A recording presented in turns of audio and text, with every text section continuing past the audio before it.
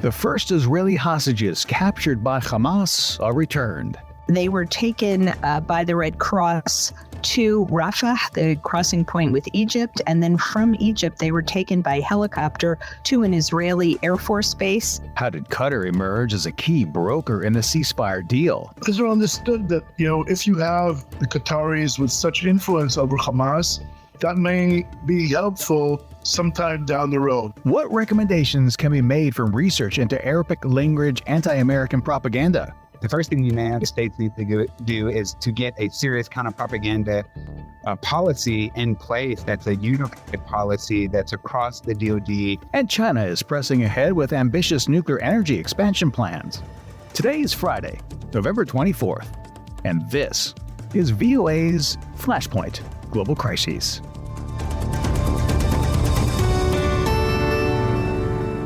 Good evening, I'm Steve Miller. The Israeli military released videos it said showed strikes on Hamas targets before the start of a 4-day ceasefire in the Gaza Strip Friday morning. The footage came as Israeli military tanks and armored vehicles were seen leaving northern Gaza. Many of the soldiers from the vehicles that were leaving were seen smiling, some even holding up the Israeli flag, while others showed the peace sign, a thumbs up, and raising their fists. A temporary ceasefire between Israeli forces and Hamas kicked off in the Gaza Strip on Friday morning. It's the first respite in 48 days of conflict that has devastated the Palestinian enclave, though both sides warned that the war is far from over. Israeli Foreign Minister Eli Cohen. We will continue after the pause for the safety of Israel, and we call to the entire world to work with us to free Gaza from Hamas. No big bombs, artillery strikes, or rocket attacks were reported, although Hamas and Israel both accused one another of sporadic shootings and other violations. Well, after a temporary ceasefire between Israel and Hamas began, and several hours before some Israeli hostages were set to be released from Gaza, people in Tel Aviv expressed a variety of emotions about the deal, like Avnian Fisher. This is why I came today, because I wanted to hug the families that are not getting their deals. I think it's terrible for all of us. I think we didn't win this war. I don't like when they say win, because we didn't win, we already lost. But what we do have is our people, our dear country that we love. And I think what we need, and this will be a really war, a really triumph if we can get them back. This is, I think, what we all do. This is what I think what the government should do, what the army to bring them home. This is the main thing. We don't know what situation they are. We can only imagine. So it's a lot of stressful days. Then we hope they are coming back as much as they can. And Reza Yaakov Cohen also shared the bittersweetness of the moment. It's very emotional for me because it was so brutal. I think all of us, all the Israeli people live in trauma now. So we're still in a trauma. So I think it will be very emotional to see them back now. I think will be in one side will be very, very happy and very emotional when tear and will hug, and in the other side will be very concerned because we know that most of the hostages are still there. They will not come back in this during this ceasefire. So it's not a real relief. It's not a real. We're not very happy now. And nearly an hour after the scheduled release of the Israeli hostages was to take place, the first reports began emerging of that confirmation via Israeli media. Joining me from Jerusalem is Linda Gradstein. So, Linda, we've just got word that some of the hostages have been released. Can you kind of walk us through what we expect to happen for the rest of this day for this first batch of prisoners? So the 13 hostages, women and children, most of them are from a kibbutz called Nir Oz, from which 70 people were kidnapped among the total of 240 hostages. And they were taken by the Red Cross to Rafah, the crossing point with Egypt. And then from Egypt, they were taken by helicopter to an Israeli Air Force base where they first called their families. They had brief medical checks and then were taken to more isolated hospitals all over Israel. Israel had lots of psychologists and trauma counselors waiting.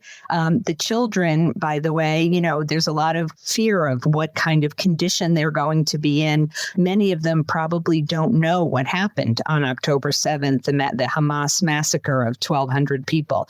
So the Israeli government has asked the public to stay away from the hospitals, to give people their privacy. But the entire country has been sort of on edge, just waiting for this release to happen. And Hamas has agreed over the 4-day ceasefire to release 50 hostages.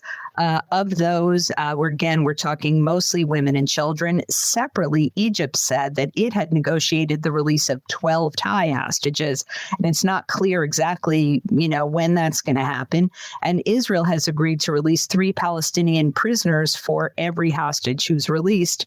So they will be released in the West Bank from the Ofer prison. And those are both women and minors. Yeah, and I'm seeing tweets or X posts from Thai officials saying that they have confirmed that their personnel are a part of the deal. You mentioned the prisoner swap. What is known about the process for the release of the prisoners that Israel has that are going to be released? Israel has agreed to release a total of 150 prisoners. It came up with a list of 300, many of whom had been held under what's called administrative detention. They hadn't been tried and convicted, although there are some who have been convicted of terrorist attacks. None of them have been convicted of murder. And the Palestinians from the West Bank will be taken to a checkpoint and go back to their homes in the West Bank. And that is only going to happen after the first batch of Israeli captives are freed. The ceasefire basically held all day Friday. Israel allowed large quantities of aid and fuel and food and cooking oil for the first time into Gaza. But humanitarian officials say the need is so great that it's going to take a long time to be able to sort of catch up of how much need there is. Let me tell you one more thing. Israel dropped leaflets and told Palestinians not to try to go back to northern Gaza. Gaza is basically cut in half, and most of the population is now in the south. Israel has sort of taken over large swathes of the north, and Israel warned Palestinians not to try to go back to their homes in the north. And in some cases, there were reports that have not yet been confirmed that Israel used riot dispersal means to stop people from going back to the north of Gaza. And one last thing, Linda, we've been talking about this first group of hostages and prisoners that are going to be released over the course of today, but the ceasefire lasts at least 4 days, perhaps longer. Do we know the mechanism yet for the additional Israeli hostages that are set to be released? Yeah, we don't know. We don't know the mechanism yet, although it makes sense that it would basically be the same mechanism all of the time, that it would just be repeated. But we don't know in terms of timing. In fact, the first hostages were supposed to be released at 9 a.m. Eastern time, and that didn't happen. It was delayed. So we don't know yet about the mechanism, but I think the assumption is it would be the same mechanism, and it would go, from Gaza to Egypt and then from Egypt to Israel. Linda Gradstein reports for VOA from Jerusalem. And we'll have more on this developing story at our website, voanews.com.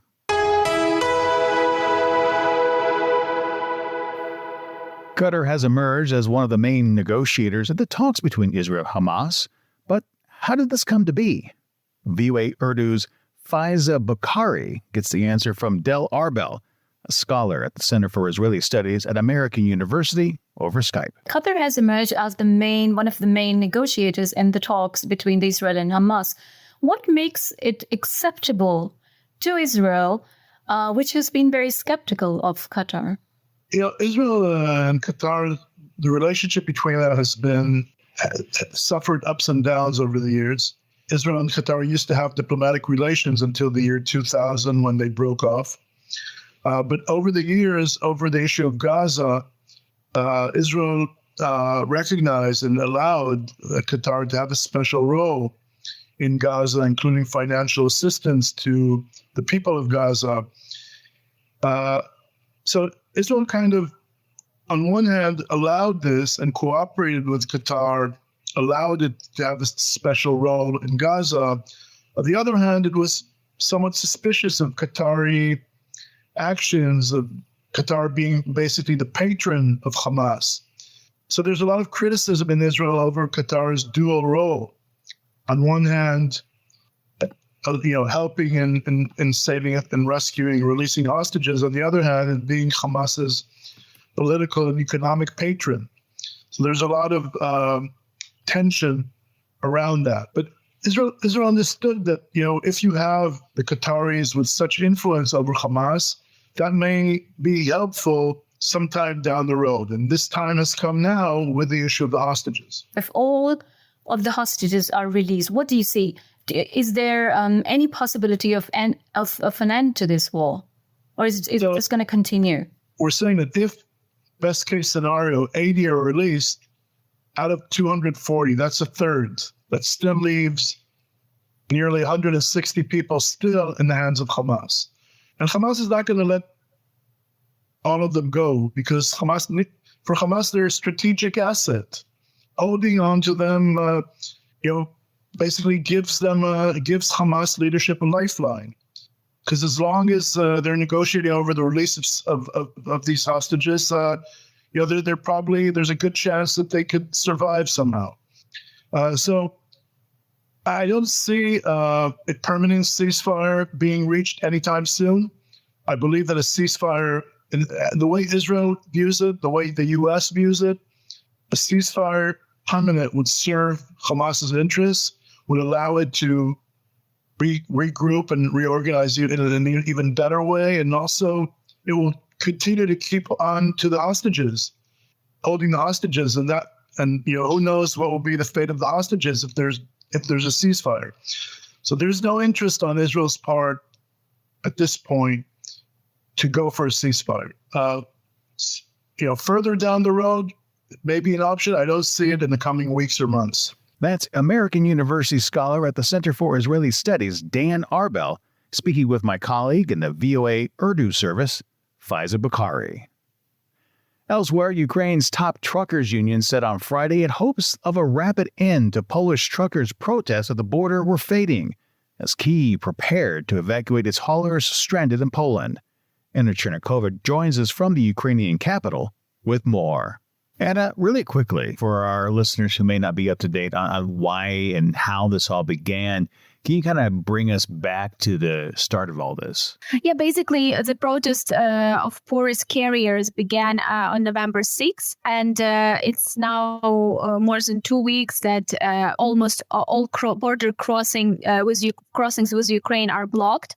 The demand of Polish carriers is, among other things, is the introduction, and the main demands, introduction of commercial permits for Ukrainian companies to transport goods, with the exception of humanitarian aid and supplies for the Ukrainian army. And one last thing before we let you go for the weekend. What have been the latest developments as the Ukrainian counteroffensive against the Russian full-scale invasion began, almost 2 years ago? Well, as we've discussed in our previous programs, that basically this last week and last weeks, we can say the most difficult situation remain in the Donetsk region and in the Kherson region.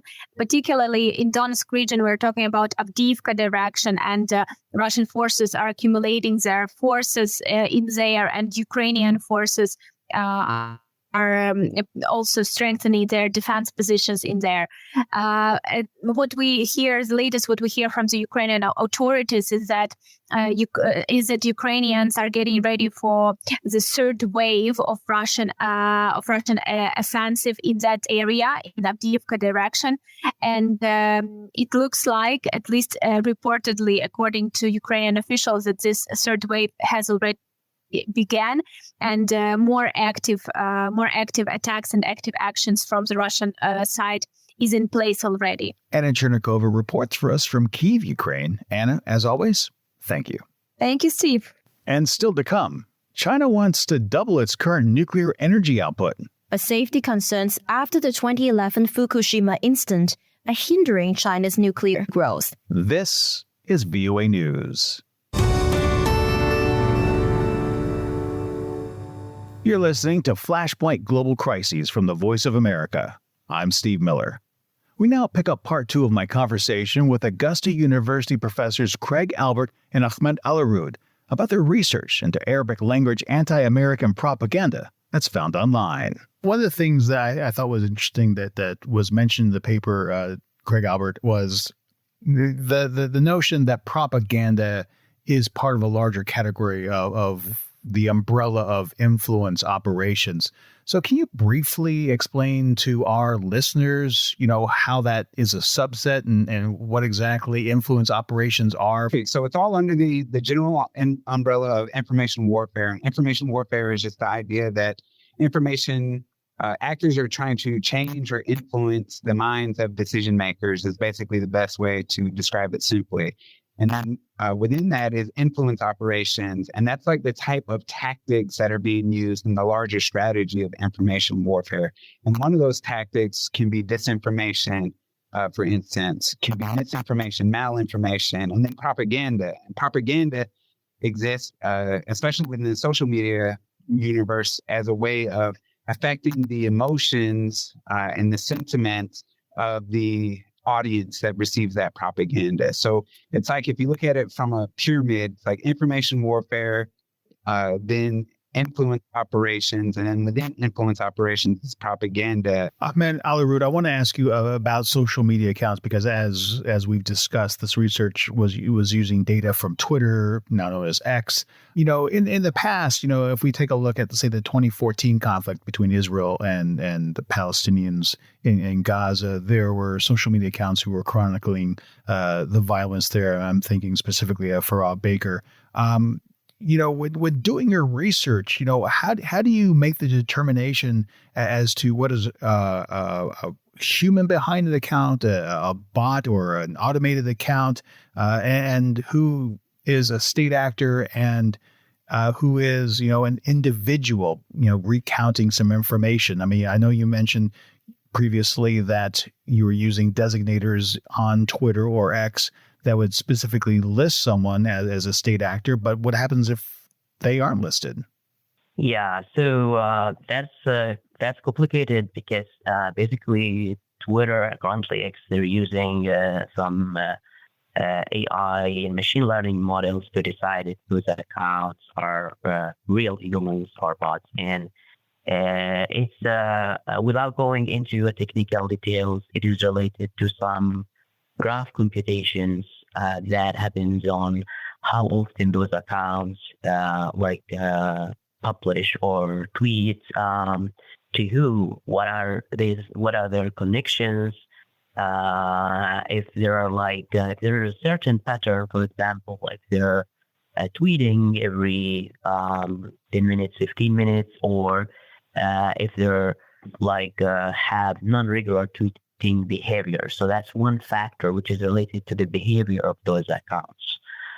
Second, it is related to the content that is shared by those accounts. And finally, Craig Albert, the last question goes to you. Ostensibly, research is done to learn something, to get new information, to drive the conversation forward. So was anything uncovered that may shed some light on potential policy recommendations? Yeah, the most important things that we can see are, first of all, definitely there is, anti-American propaganda in the Middle East and Arabic-speaking countries.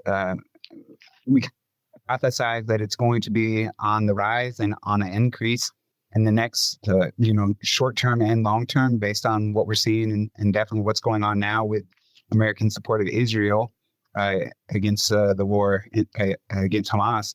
And so some policies that we can do are, the United States often plays catch up or is very reactive versus being proactive on influence operations or on counter propaganda. And so the first thing the United States needs to do is to get a serious counter propaganda policy in place that's a unified policy that's across the DoD, across the military. And we're not talking about necessarily one centralized command element. We just need to get on the same page. The U.S. needs to get all of its elements on the same page on how to combat anti-American propaganda on social media, and then how to take a proactive step at it as well. Because the United States is a democracy, it often doesn't like to instigate counter-propaganda operations domestically, even against external bad actors. And so we really recommend that the United States take a different look at this and say, well, how, even though it's a democracy, can it take a proactive stance, standing up for democratic rights, standing up for democratic policies,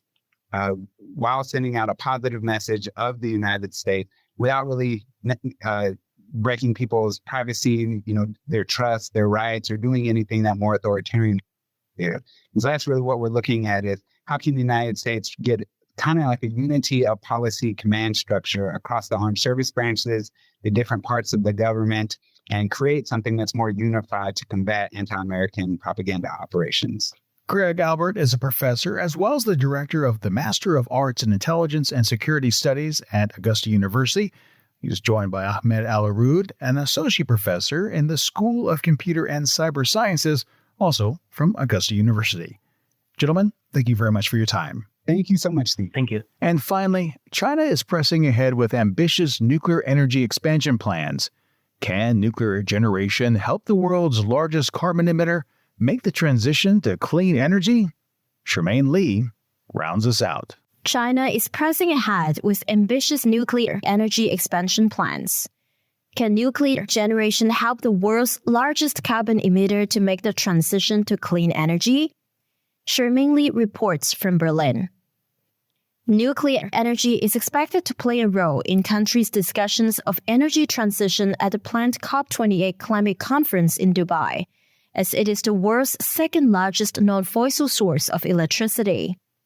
It is a source that is growing the most quickly in China, which has now surpassed France as the world's second biggest nuclear energy generator, behind only the United States. China wants nuclear generation to account for 10% of its energy mix by 2035, twice the current level. But safety concerns after the 2011 Fukushima incident are hindering China's nuclear growth, according to Philip Andrews Speed, Senior Research Fellow at the Oxford Institute of Energy Studies in the United Kingdom. If there is a serious accident in or near China, or anywhere in the world, undermines the credibility of nuclear power. What happened after Fukushima was they suspended the construction of all new plants. They also said, and they've sustained this policy, no inland nuclear power plants. These safety concerns have slowed nuclear growth in China.